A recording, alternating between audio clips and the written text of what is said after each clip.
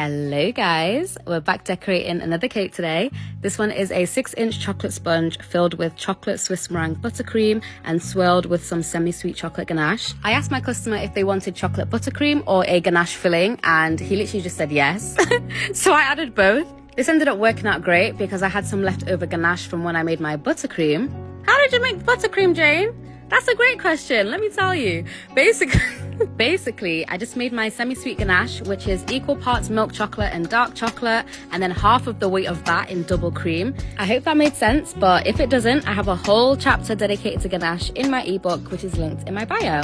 But here, I just finished off the crumb coat and I smoothed that out as best as I can, and then I let it set in the fridge for like 15 minutes before I started on my final coat. I get questions on my buttercream all the time. I use a mock Swiss meringue buttercream, which essentially is a Swiss meringue buttercream, but easier to make, quicker to make, and tastes just as silky. And once again, I have a whole chapter dedicated to that in my ebook as well.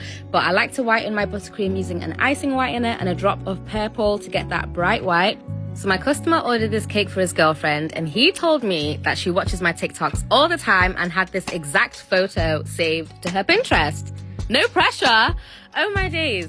So at first I was like, how am I supposed to recreate the coral? So this is me doing it with royal icing.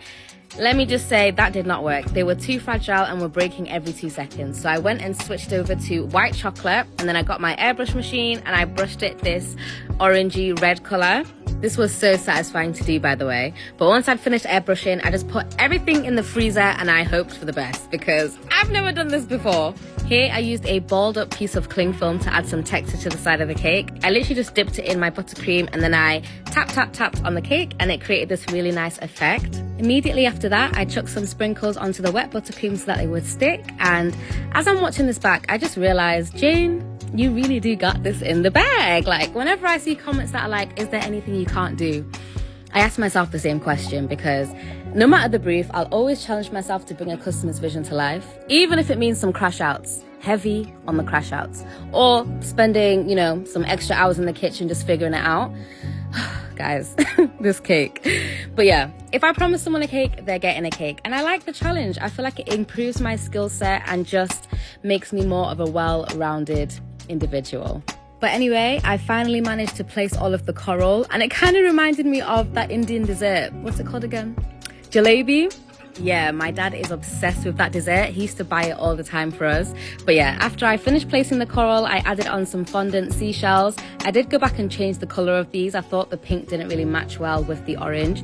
I then added some buttercream to my piping bag, and I piped on these little bubbles just to give it that under the water vibe. I was so tempted to add this little seahorse that I made, but I have a tendency to stray away from the inspiration picture. Yeah, so I reined it in and I just added these little florals instead. And it was a really nice pop of color, and they really just brought out the corally vibe. I finished off the cake with some glitter. Not quite sure why I didn't show that, but here is a final look of the cake.